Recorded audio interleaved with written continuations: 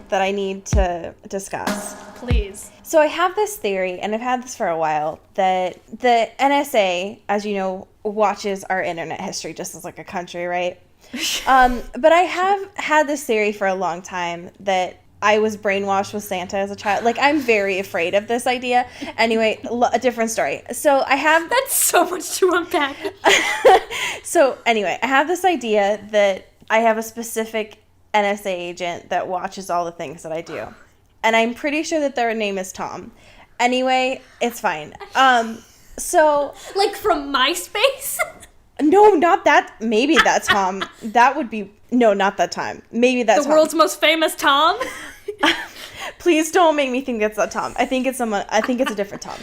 Anyway, so I always think about that when I Google stuff, especially when I did NaNoWriMo and stuff. But specifically, I want to address a few things about my internet history as of late. Specifically, since we started this podcast and all of the fan fiction I've had to look up. Tom, That's not me. That's research. And 2, I realized, and this is a different tangent, but I try to go to bed really early because I'm a 6-year-old. And sometimes, I don't know if I've addressed it on this podcast, but I sleep text. So I'll wake up in the morning and realize that I've had conversations with people and I don't remember it. That's a different story. But I realized when I woke up this morning that when I opened my phone, I apparently was watching the music video The Creep last night. Allie, you can't just throw all of that onto me right now. Like, what? Excuse me? So, you just unleashed, like, so many decades of, like, childhood trauma and, like, your weird NSA dude. Like, what? What? So that's... And the fact that you were watching a Lonely Island music video in your sleep. So that's where I'm at. How are you, Cody?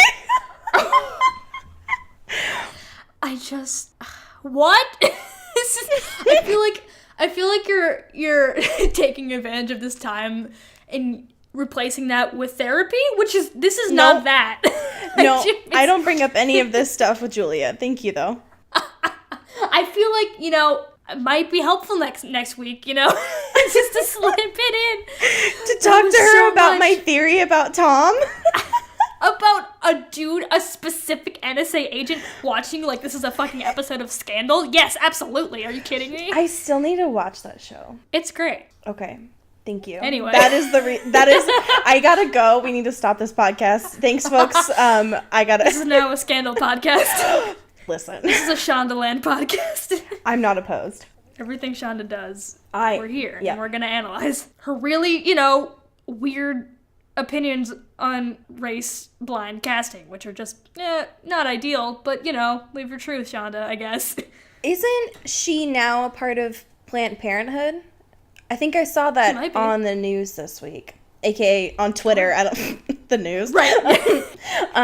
So anyway, that's where I'm at, and I just felt like I needed to share that with you, so... Where do we go from there? I can't do a podcast now with that information in my head. Are you kidding me? That is my Cheeto champ of this week, so. We have to stop bringing up things from other podcasts. Okay, my life is a podcast. That's never gonna change, so let me live my truth. This is who I am, Dad.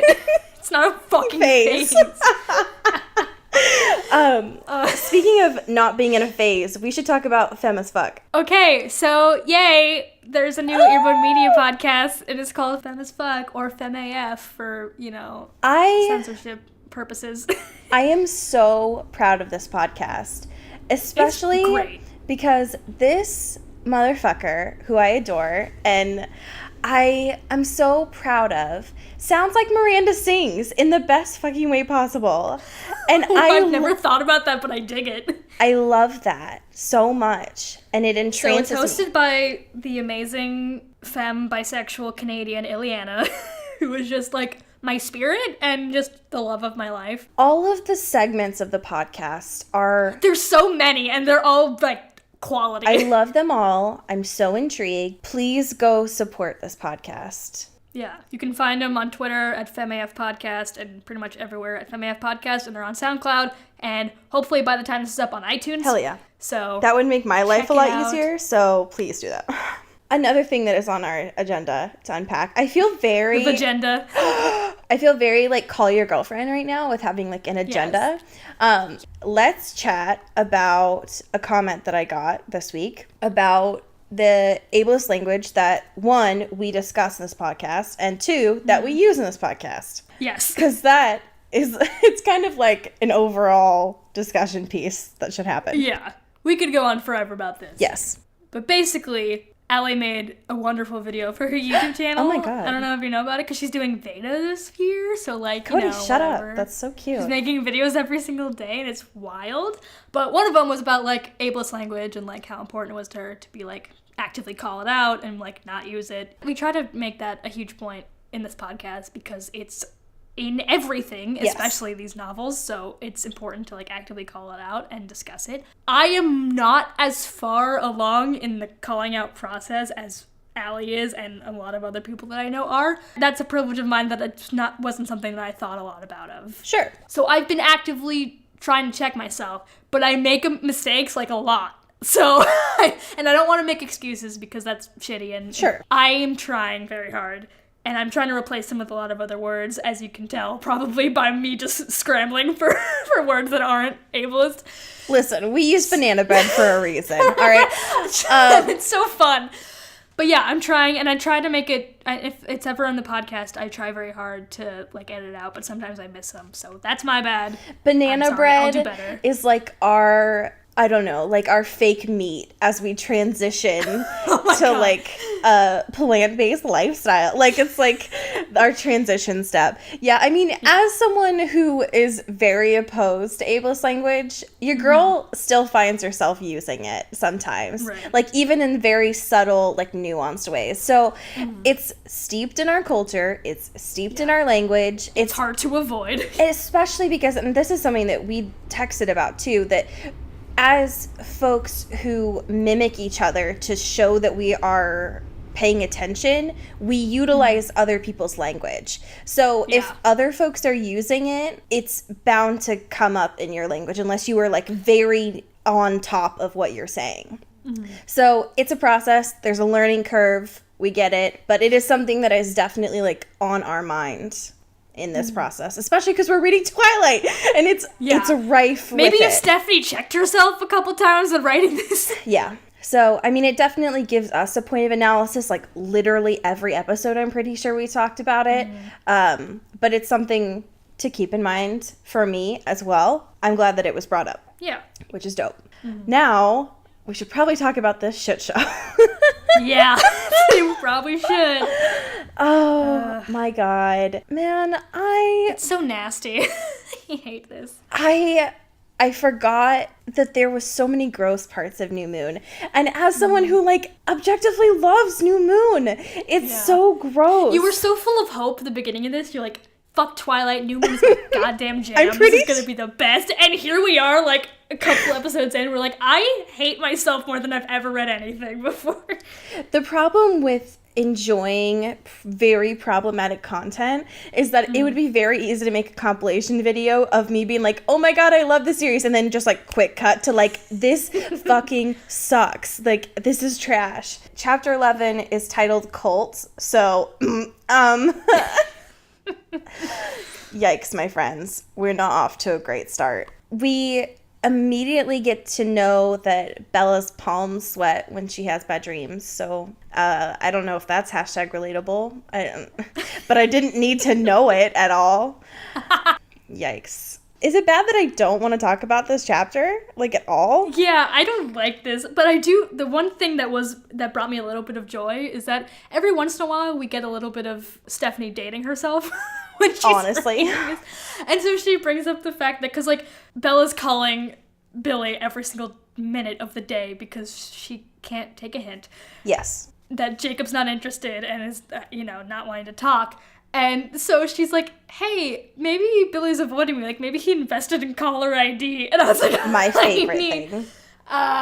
Bella misses Jacob, I dare say, at this moment in time, more than she misses Edward. Yeah, absolutely. Like, because of the fact that it's such a pressing need on her. She's like, I had this thing that was helping me fill, like, the literal gaping hole, which she calls it, in her heart, and now it's gone, and that's completely unacceptable for me.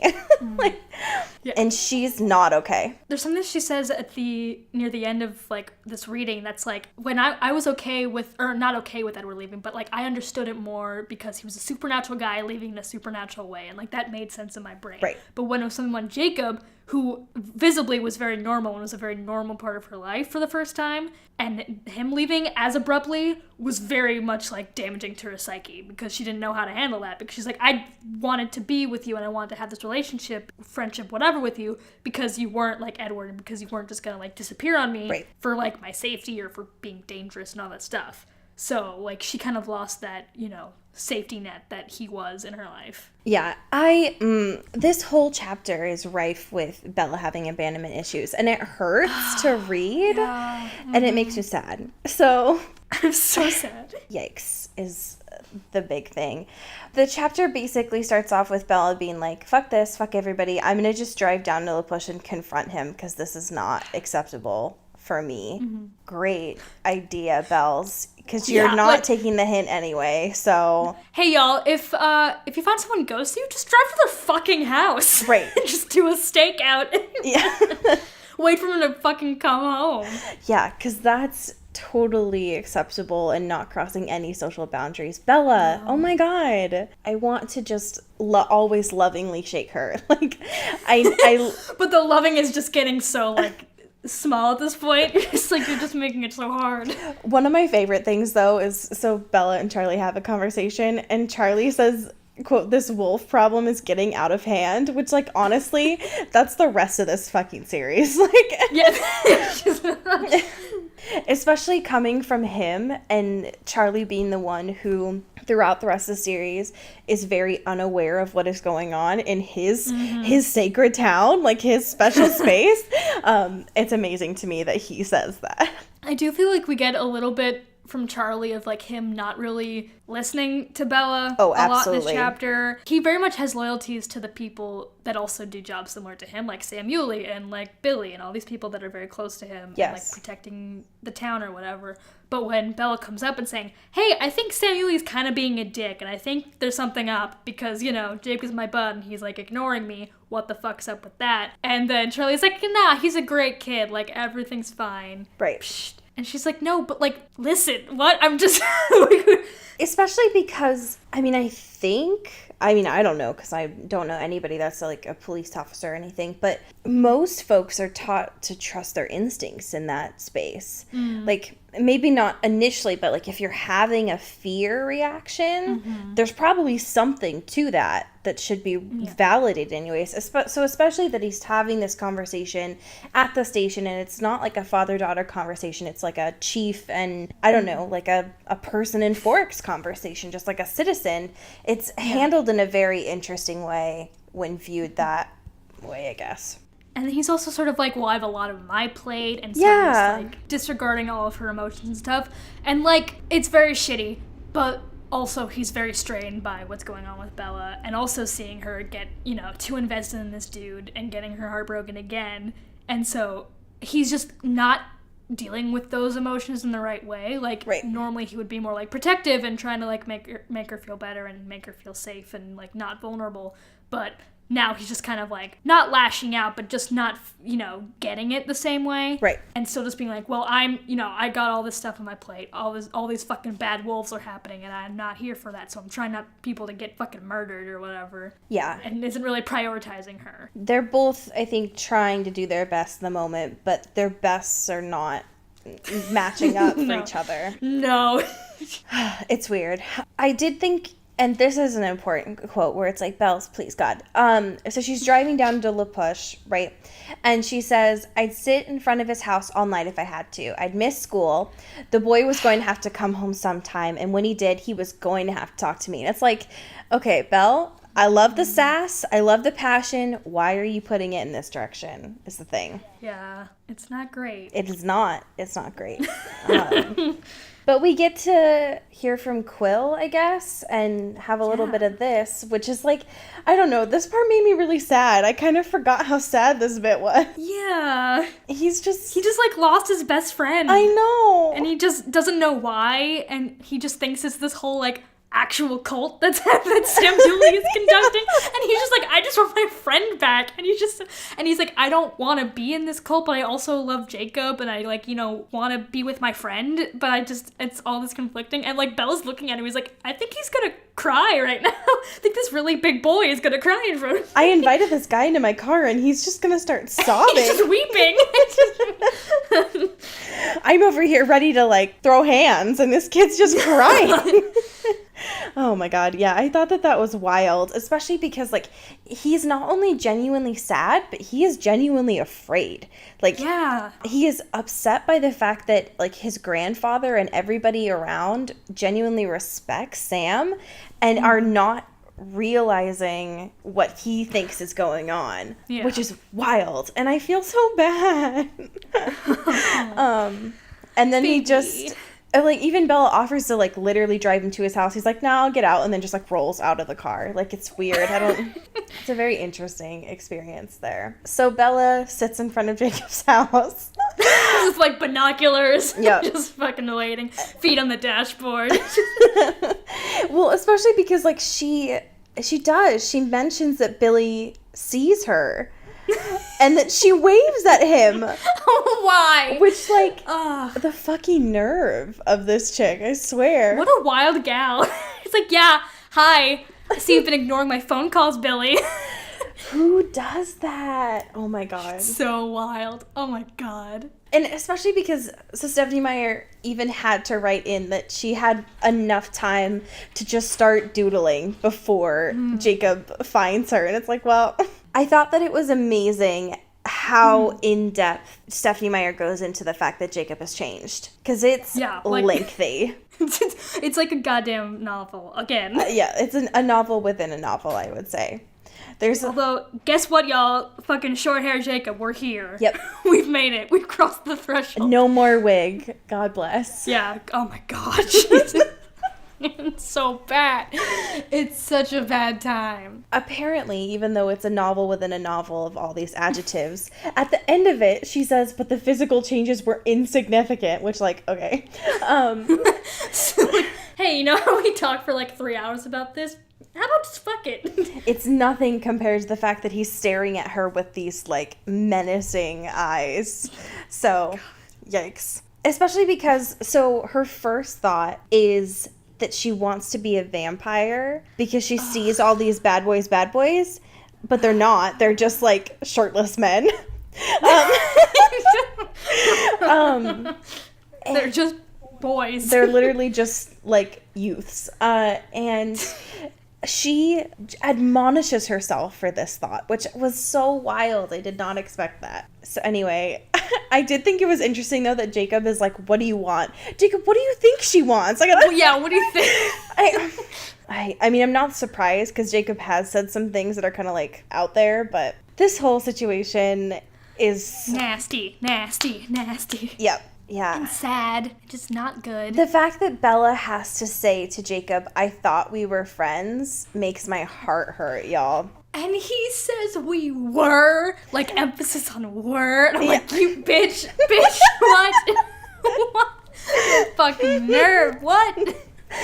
It's been, like, what, 2 days? He's like, yeah, we're no longer friends anymore, asshole. My favorite thing about this, though, is that Bella starts cursing. Because that is a Bella that I love, and I want more of. It's pretty good. Yeah, I love that. I need more of it, and I'm very proud of Bella for just, like, not accepting everything that Jacob is doing in this moment. Hey, so, like, what's up with Bella always getting broken up with in the woods? Yo, at this point, why does... If anyone ever says, can we take a walk, she should very strongly say no. Like, I am opposed. Her political platform is no walks. Like, yeah, never. We're not having any talks. Get an elliptical, because we're not fucking going anywhere. I hate the fact that this happens. And especially because, so he's like bringing up the colons and stuff, and she's like, please don't. And he's like still doing it. And like, you know, she's vulnerable and still like isn't over it. Yep. And now that you're leaving her also, like, she's gonna be doubly pissed and also emotionally affected by it. And then on top of it, apparently Edward's voice is in her head too. And basically the only thing that he's saying is, Bella, shut up. Just like, let this happen. Literally everyone's just talking around her, and she's just like, I guess I'm good here. I guess I don't have to do anything now. Y'all can fight amongst yourselves in your brains. Oh, man. It just hurts. Like, the fact that we have her as a narrator and she still doesn't have, like, the priority in these conversations is so baffling. And it's not even done in, like, I'm going to do this as a social commentary. It's like, nope, that's just how you feel is the thing. It makes me so sad. I do hate that, once again, we keep having this theme of Bella being surrounded by boys who get really upset and also, because of that, violent. That's not a narrative that I like. Absolutely not. And it was the same narrative we got with Edward, with him being, as soon as he was mad, like a little bit, regardless of like who it was, too, he would be violent, and also wasn't violent towards Bella, but still like very violent and aggressive behavior. Yeah. Which is damaging, and like she's already like gonna fucking cry at any moment, so like maybe not. And we see that again with our sweet soft boy. Yep. Like, no, Jacob. Honestly, that voice and saying Jacob's name is how I feel about him always. Like, just imagine me shaking him. Just like, honestly, no. Like that time when Tyra yells.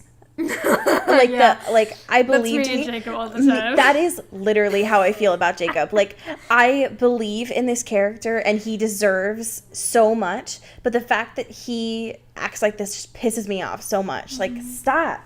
Especially because Bella asks, right, like, are you breaking up with me? And he's like, that's no, because if that was the case, like, I'd say let's be friends, and I can't even say that. And it's like, okay, what is Bella supposed to take from that information? Because that is not clear. No. In no way is that a very clear statement, which is exactly what Edward did too. Yeah. They weren't speaking in clear communication, which stop. Like, I hate that. Can we just be direct with each other for like a goddamn second, please? It makes me really sad that Bella has to get to the point where she's like, please, Jake, you promised, I need you. And all Jacob can say is like, I'm sorry. And it's like, Here's what's fucked up about that, though, because he sets up this entire conversation. He's like being standoffish, and he's not really telling her anything. And he's just being really ridiculous and being violent and just being like really not Jacob. And then as soon as she gets like, you know, she continues to be really emotional about it because like, he's her fucking friend, and like he's just refusing to talk to her about anything. He pulls this fucking 180 and being like, no, it's my fault, don't worry about it, like, I'm sorry. And like, bitch, what? What does that even mean? What does that even mean? Like, it's so, like, what is she gonna do with that information? Like, that's gonna fuck her up more, because it's gonna be like, well, not that she needs anyone to be mad at, but she doesn't really have that anymore because she doesn't have anyone to blame for this. And that's really harmful when it's really vague and she still doesn't have like this really important person in her life, but has no one to really blame for the cause of that. And just kind of like, you can't just like leave and be like, no, we're not gonna be friends. There's no real reason though. You're chill and I'm chill. We're just not gonna do this. Like, that's so damaging. Yep. And her brain is not going to take that very well. The only thing about this, too, is, like, she tries to call him out on it, right? It's like, it's not you, it's me. There's a new one. And I was like, and he still can't really say what he wants to. And she even tries to tell him that, right? Of, like, what are you saying, Jacob? And he still can't answer that. Even though after apologizing again, he just leaves. And then again, she's standing there alone in the rain, and it's like, wonder what's gonna happen here. The worst. Yeah. The worst thing too is like when Billy comes out, and my fucking heart. It hurt so much. Okay, let's set the fucking scene, because in the split second it starts like fucking downpouring, and Bella's like a literal wet dog, and Billy opens that's the funny. door, and it's like, hey, I called Charlie, I said you're on your way home, and Bella's just like, fuck, I guess, and then just like slowly walks to her car, sopping wet, and just drives back home. Because what else is she supposed to do now? What else? Like, there's nothing. Yeah. And this whole next page is just full of italics of her just, like, trying to keep it together. Yeah. Because, yet again, she's going through another traumatic experience. And not only is it traumatic, but it's literally triggering and bringing up the worst of her fears and abandonment issues. And yet, here she is in a metal vehicle that could not only harm her, but other people. That's not what you need right now. Yeah, no. Not great. No. I was not expecting, though, for her to compare her trauma to cheese, though, is the thing. Which was wild. I mean, listen, there are glimmers of comedy within these really sad pages. It just hurts me. And now I also feel like Swiss cheese. But Constant mood. But I don't know, like, why she compared it to crumbling cheese. Because that's like feta or some shit. Like, Stephanie Meyer, do you know your cheeses? No. Listen. Clearly she's been doing research on the wrong things. She's been on the wrong side of Google. I'll say that for damn sure. Although we get to see Charlie redeem himself a little bit. Yeah, this whole side hurts, though, is the thing. My heart is bad. And she comes home, like, really fucking sad. And she's like, yeah, Samuel said I can't be friends with Jacob anymore. Like, she's in 3rd grade. Yeah. Like, I can't hang out with him anymore. I can't go over to his house. And then Charlie's like, what? Yep. You're gonna tell my precious daughter what to do with her friends? No one tells the swan what's up. Yeah. I own this land. Are you kidding me? Oh my god, what a white man. Honestly. Yeah. Yikes. Yeah. And so, like, he's on the phone. Like, she takes a shower, and he's on the phone with Billy, being like, you tell my daughter what to do with your son? Excuse me. I'm sorry. Y'all are gonna play nice. I don't play games. I'm Charlie fucking Swan, okay? The only thing that I thought was kind of messed up about this, though, is he's a man of the law, and he's taking his personal experiences into his job because of the fact that he says, like, if these boys, aka, like, the Quileute boys, set one toe out of line, like, he's gonna know about it. And that set, like, a weird connotation of, like, let's just criminalize all the people of color in this area. And I was like, Charlie, I love you. You're the best person in this whole series. Don't go down that road. You are a diamond in the rough, for sure. Yeah. Please don't do that. So my sweet son. Right, yeah. But I did think it was pure that he went all, like, dad mode on it. It was very cute. It was cute. I'm so over Bella dreaming and, like, hearing about it. I mean, I've been over it, but, like, God, can we use any other metaphors, like, literally anything to symbolize what she's thinking of besides her screaming in bed and just, like, why? Bella wants to be screaming in bed for a different reason than this. Just and I'd give rather her a read fucking that. Orgasm at this point. Come on. You kidding me? Honestly. It's what she deserves. Yeah, she doesn't need to be triggering, like, all these bad memories and having abandonment issues. She needs that good love. So, anyway, the chapter ends with, like, some spookiness. I don't know. Like, she wakes up and hears a creepy noise. And that's how chapter 11 ends. As if you're not gonna, like, turn the fucking page. I don't know. Like, it's not some... The suspense is killing me.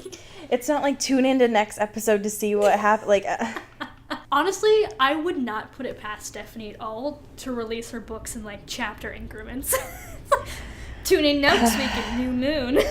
If she could have monetized a fan fiction website, she definitely would have, is the thing. She fucking would have. So, chapter 12, it's titled Intruder, which, just keeping up with those good titles, aren't you, Steph? Really, thank you.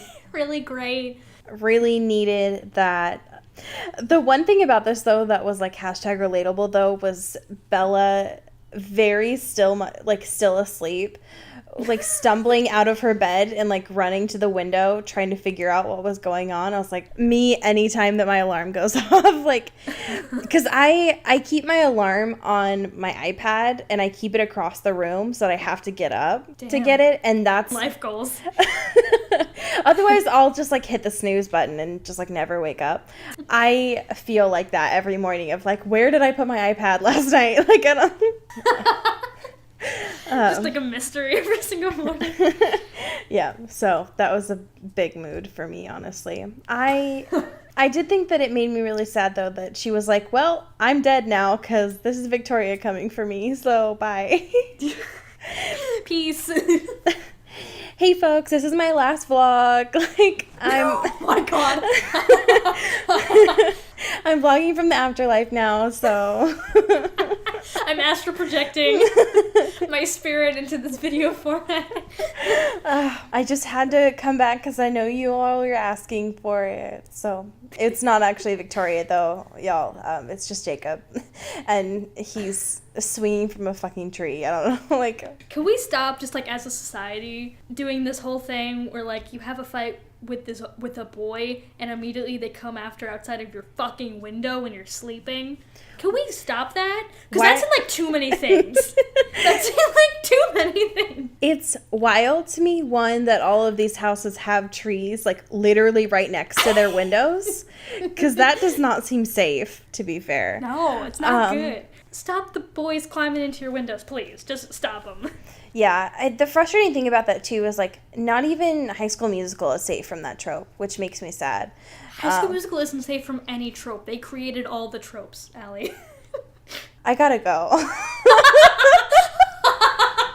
I don't like this anymore. The minute you touch my HSN, sorry, canceled.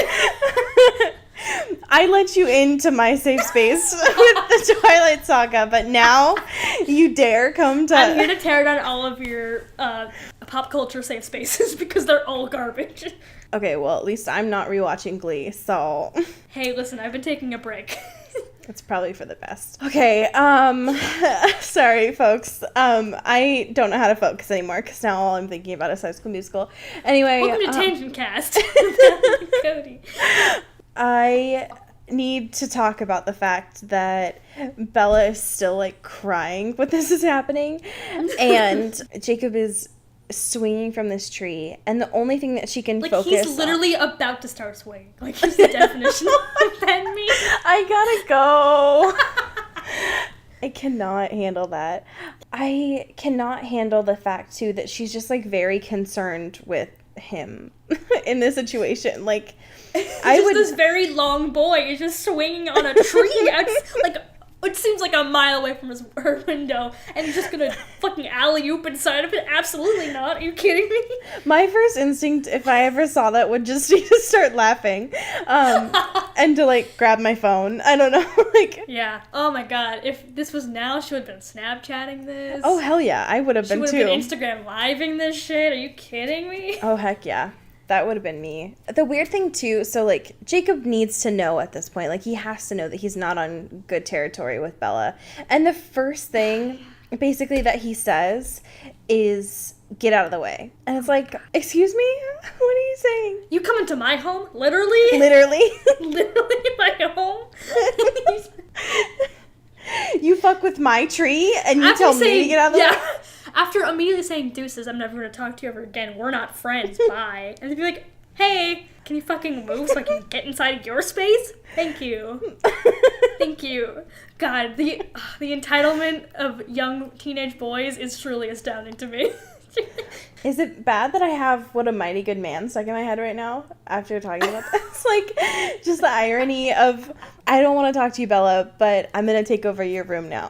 Like, and Bella would just, like, leave, honestly. Like, she would go find a new home. Oh, God. Okay, anyway, so Jake swings himself into Bella's room, And yet again, we have another boy in Bella's room at night that she did not ask for. He's just there smiling. And honestly, same, because Bella says, that was a bit much for me.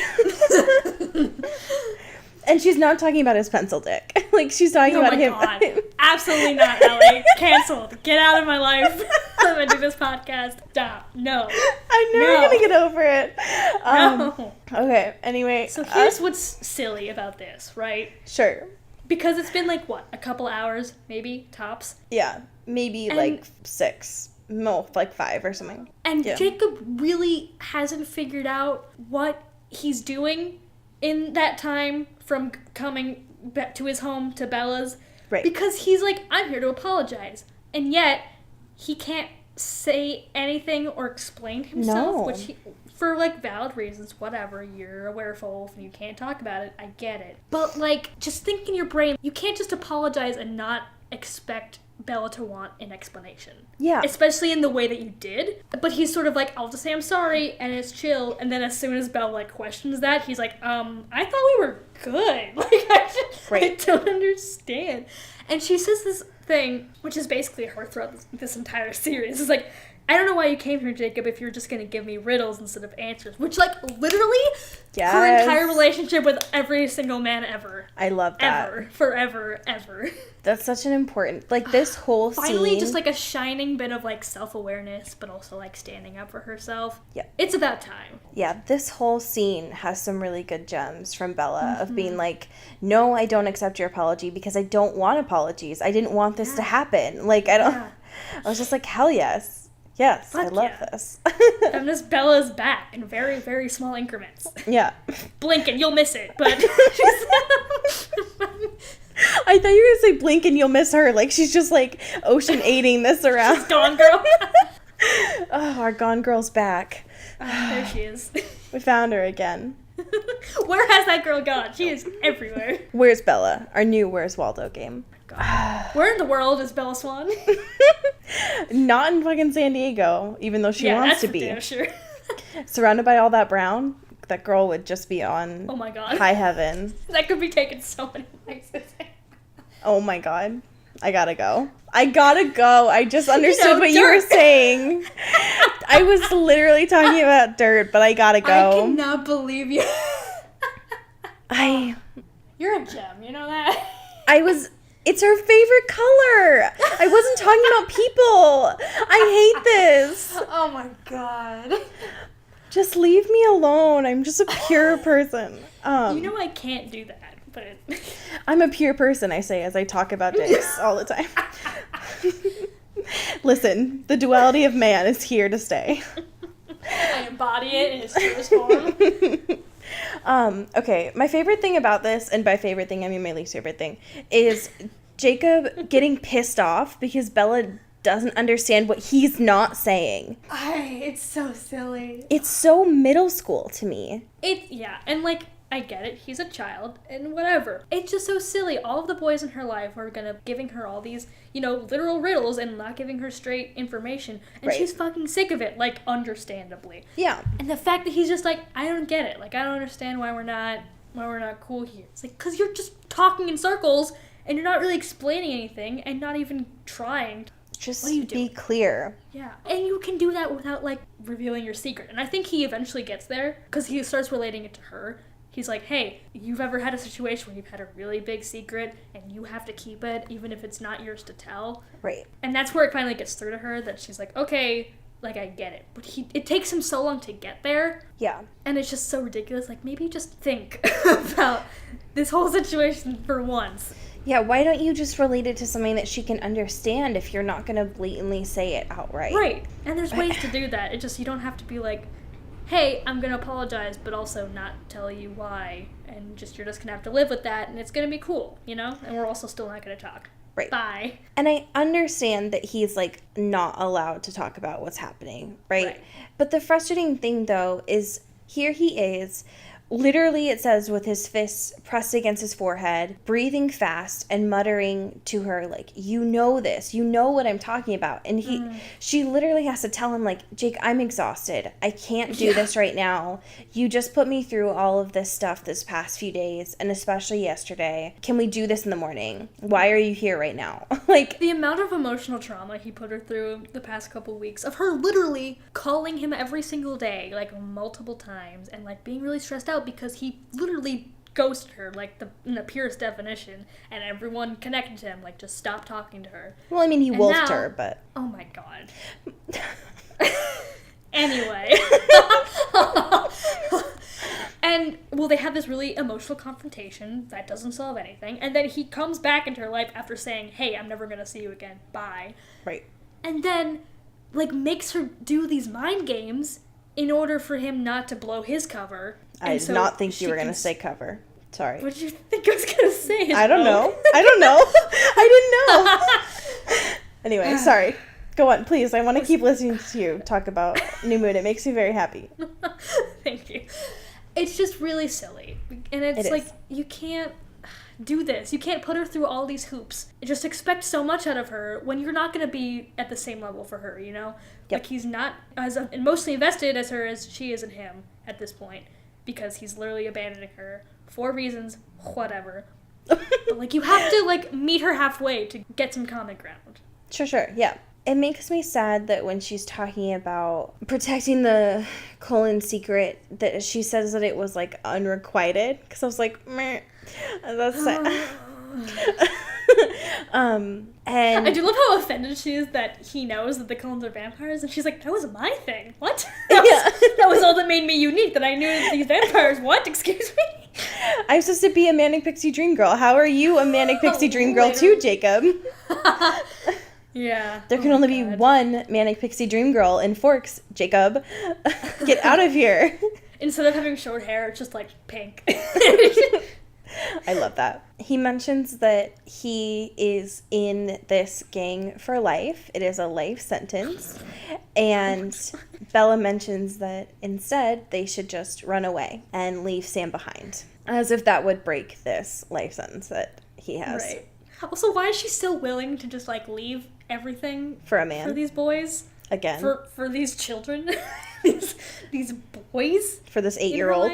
This actual toddler? Like, poor Charlie's at home, and he keeps getting abandoned by the women in his life, and Bella is so willing to just leave him again. And, like, as soon as the opportunity comes up, she's like, you know what? There's a sweet-ass boy. Bye, Charlie. Later. Like, this poor man. I know. Has gone through so much abandonment issues. Ugh, it's all bad. I just want this one to find peace. Why is that so difficult? It's so hard. Instead of that, of it being peace and calm and everything is great, instead we get Bella at like 2 o'clock in the morning, basically, just like screaming in her room. Literally blood-curdling scream. Being like, and Charlie does nothing. No, he's wearing like earplugs at this point. Listen, him and Carla are blood brothers, and by that I mean actually fucking, because my God. He has acquired the skill that is Charlie's just cool, calm, and collectedness. Yep. And, like, as soon as, like, Bella's literally calling bloody murder at this point. Yep. And Charlie's like, yeah, whatever, it's fine. Just normal day. Just, like, slides a meditation CD under her door and is like, just be chill, Bella, it's fine. Hey, how about you listen to the sweet dulcet tones of waves and Enya? Have you heard of this thing? It's called ASMR. It won't be popular for another decade. Anyway, Bella's pissed, and she hates Sam. Like, she wants to throw hands with Sam, which I love that, personally. But it just makes me sad that she's going through all these emotions. Like, that's exhausting, and she doesn't need to be doing that right now. Yep. But instead, she is. Jake is just like, figure it out and tell me as soon as you do if you ... if you want to. And that was gross. He heads back out for the window again, and this is when we get a lot more of the ableist language than we did the rest of the past 2 chapters. And she's just like, Jacob, just use the door. Why are you using the window again? But alas, he does not. Nope. He's just going to swing himself back out. He's just going to start swinging. Yep. And instead, we get more Bella dreams. Yay. Did you miss it? Because it's been 20 seconds. Yeah, it's been 3 pages. And it's the At least same Bella dream. finally, it clicks. Yeah, that's the thing. So it's the same dream. And she gets it. She realizes this time. It's the same dream that she had before she figured out about, like, Edward. But this time, she's like, oh, shit, Jacob. Whoa, it's all these things that he's been telling me about. I know her. Yeah, so... Oh, my God. So she wakes up and she's like, oh shit, I'm gonna wake up again screaming at the top of my lungs. And again, Charlie doesn't give a shit. At this point, it's like, no. Yeah, so that's great. She remembers the time that they were down at La Push. So finally, Bella, how was she supposed to remember something that seemed inconsequential to her at that point? But yes, so now she knows Jacob is a werewolf. Dun, dun, dun. Wow. Finally, it only took almost 300 pages for that to happen. Oh, God. My favorite thing, though, is... So she's like, Jacob, the only human that I'd ever been able to relate to, and he's not even human. And she's just, like, screaming at the top of her lungs. Will I ever relate to a human? No. The answer is no. No. Because you don't try at all. The answer is no, Bella. Sorry. Absolutely not. I do love that she's self-aware, though, because she's like, what does it say about me? And I'm like, maybe be a little bit more reflective in your life, Bella, because you could actually get somewhere. Yeah, maybe if you continued to ask that question, that might be a good idea. You could understand yourself a little bit more. Yeah. Instead of that, though, she just bolts down the door and is like, bye, Charlie, I need to go throw hands with Sam. And he's like, okay, whatever, I guess. Sure. But Charlie is actually worried, though, not about her screaming, but about her leaving because of the wolves, aka bad bears that are in the woods. So the thing is, though, and they don't mention this until a couple pages after, but she's leaving before sunrise. So... Girl. What you doing? You're just gonna go over to someone's house before sunrise? Hey, so I know we spoke, 2 hours ago. In that time, I've gotten little to no sleep, but I do know what's up with you, my dude. I have figured a few things out, though, is the thing. Good morning, Billy. I brought over a fish fry. I know it's a little early for that, but I thought we could chat about your werewolf son. Who is also a murderer, because that is that's her assumption, right? Is that not only does she think that he's a monster, a real one, but that they're murderers. And they're the ones that are killing the hikers. That's what she thinks. So she's going to go over there and talk to someone and be like, hey, stop, I guess. I don't know how she thinks that's going to work, but I guess she leaves. Wild to me that I keep forgetting that the whole, like, establishment of the bad boys that we got in the movie is not in the books. So, like, people are when they're reading this, they're going throughout this entire book up to this point, still not getting that backstory. Yeah. Which is literally wild. Yeah, I mean, the first time that I read these, I thought Jacob was just like, yeah, Bella's totally fine. Let's fuck up motorcycles. And then I'm going to go snap someone's neck. Like, I don't know. Yeah. That's wild. Yeah. Like, I get it for drama, but, like, girl, come on. Like, you would think she would sort of know. Your sweet, soft boy is not a murderer, like a cold-blooded murderer. Especially since she's always having fever dreams about fucking, what's her name? Oh my god. Victoria. Like, why would you not click? Like, are you kidding me? Right. Yeah, like, her instincts know who's doing it. But instead she's like, no, it's just that 14-year-old I know who just gets angry all the time. My sweet, soft boy. Yeah, it must be him. Loves me and is a part-time werewolf, so... A part-time werewolf? Yeah, like he works retail. He's a seasonal werewolf. Well, he's not a full-time... Like, he's not 24/7 werewolf boy. Like, he clocks in and out like all of us retail folk. Okay, but can you imagine if cryptids had punch cards for that, though? They had to actually clock in and out. That's my favorite thing. I need that. My life as a teenage werewolf. Oh my god. I think that was a Disney Channel original movie at some point.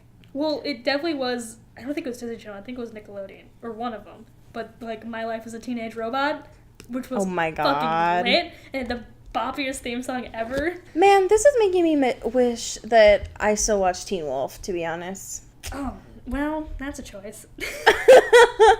Hey, it was all right those first couple seasons. Was it? Because It definitely was. watched some of the first season. That was not a great television show. It was, and then they made an unspeakable choice, and I could not watch it anymore. Okay. But I can't talk about it because spoilers.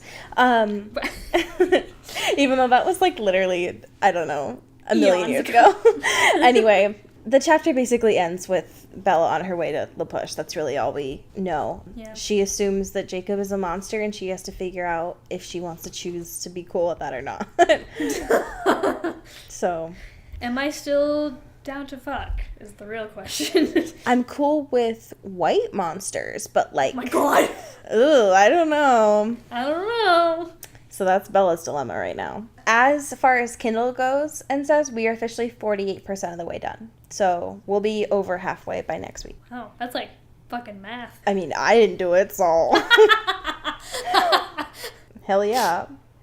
Yeah, I'm a fucking math wizard. Are you kidding me? Heck yeah. I You bet. invented math. I think my great uncle did. What? Excuse me? I'm kidding. I'm totally kidding. Why would you say that? I was Actually, I know the dude who invented, like, math, you know? Like, all of math. That was, like, this dude I related to. Of course it would be a goof. How would it be just my great uncle? Not like...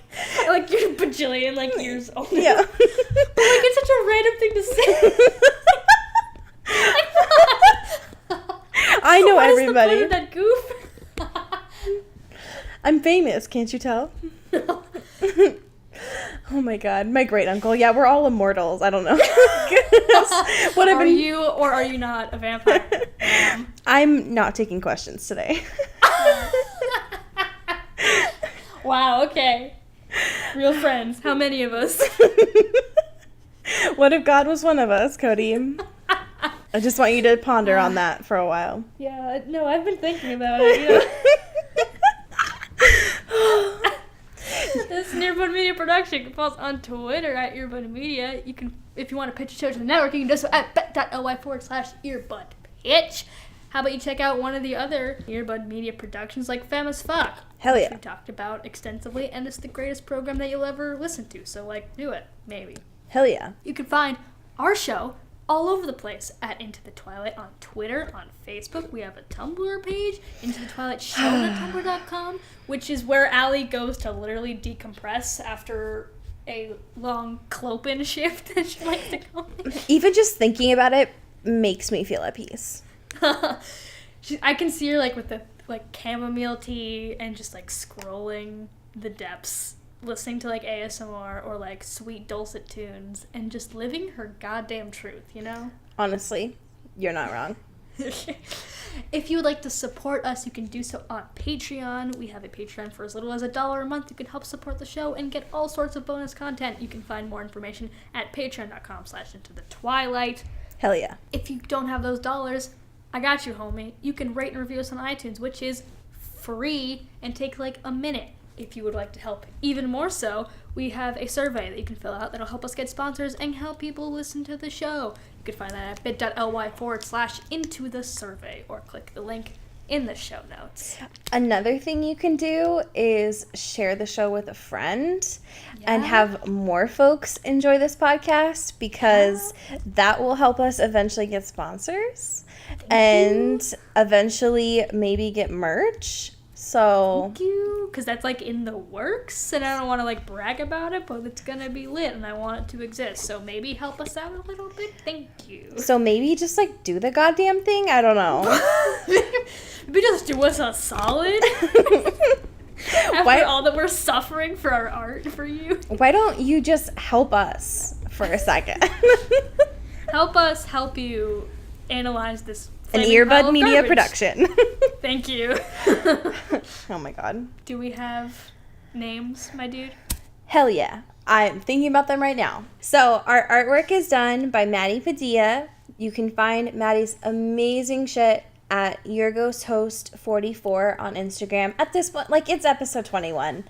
Like, every celebrity follows her at this point, so, like, you might as well just join the bandwagon. Like, Yeah. come on. I'm pretty sure her Everyone and, who's ever been on Hamilton probably follows her at this point. Like, Yeah. just do it. I'm pretty sure her and Chrissy Teigen are, like, best friends. So, like... They're probably homies. Yeah. And our music is done by Eli Krause. Eli is amazing. I don't know him, but he is. And you can find Eli's work at krausefilms.com. So here's the thing. I would like your help with choosing the things for this week for these two. Sure. Because I was thinking about Maddie and Eli as YouTube challenges. I hate this, but okay. So I was thinking for Maddie, oh fuck, what is the one where you stuff marshmallows in your mouth? Oh, Chubby Bunny? Yeah. Yeah, Because that's old school, I dig pure. it. Yeah. Because that's pure and Just nice. like her heart and her soul. Yeah.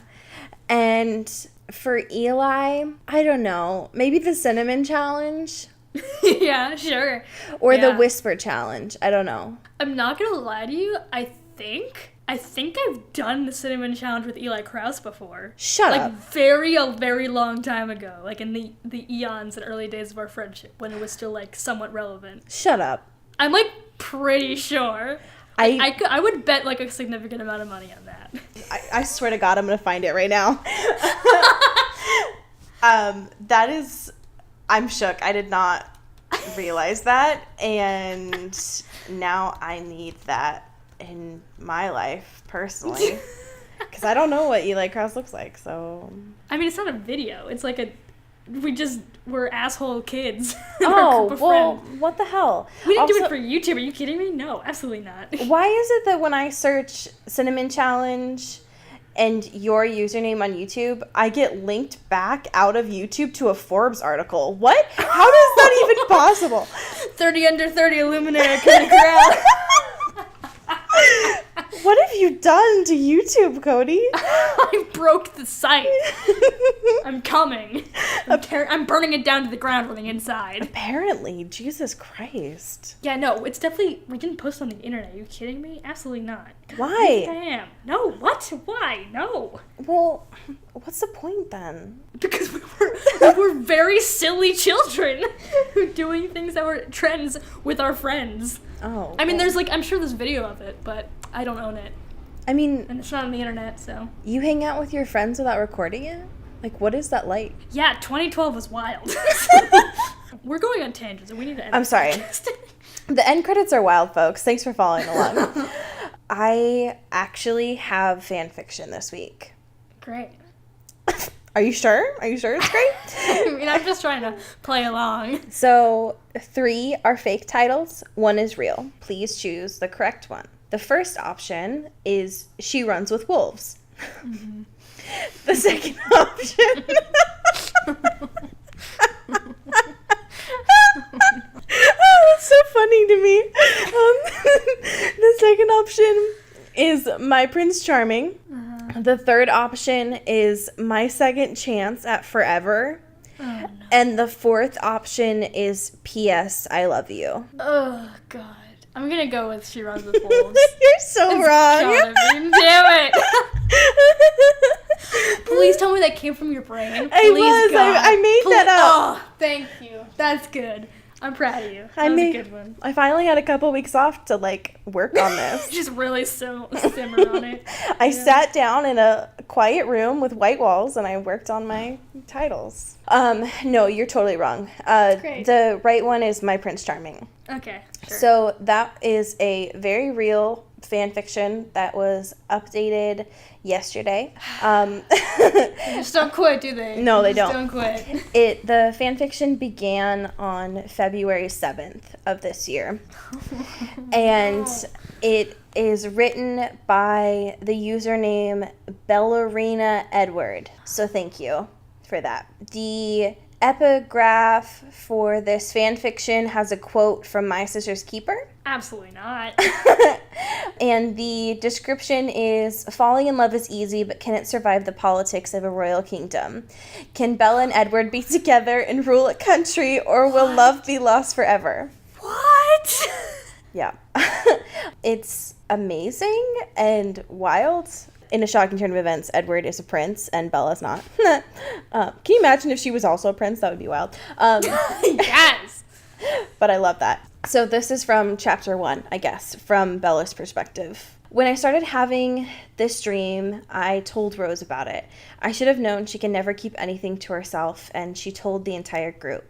Now everyone is having fun at my expense. She calls him my Prince Charming. She still believes in those stuffs. I, on the other hand, stopped believing in them when a boy dumped me in high school. It was not like I loved him. It was just a liking, and it was over. I don't need a Prince Charming. I want a simple, caring man and a simple life. Who wants to become Cinderella and a headache of a kingdom? So who am I? I am Bella Swan, a simple girl, and this is my wonderful life. End scene. Kill me. Literally, just fucking murder me. Like, there's no point, you know? This is just... That, I have to live in a world where that exists, and that's being frequently updated. Yep. Absolutely not. Yeah. No. Yeah, sorry. You don't even need to say that because you're not the one who has Tom watching you watch this and read this There's fanfiction. not an NSA guy up in your internet, up in your devices, living in your phone. No. Then what is Siri, Cody, if not Tom? Oh my god. Are you kidding me? Get out of here. Sometimes I'm a conspiracy theorist, all right? As we say in Force. It's out there, and get bit, y'all.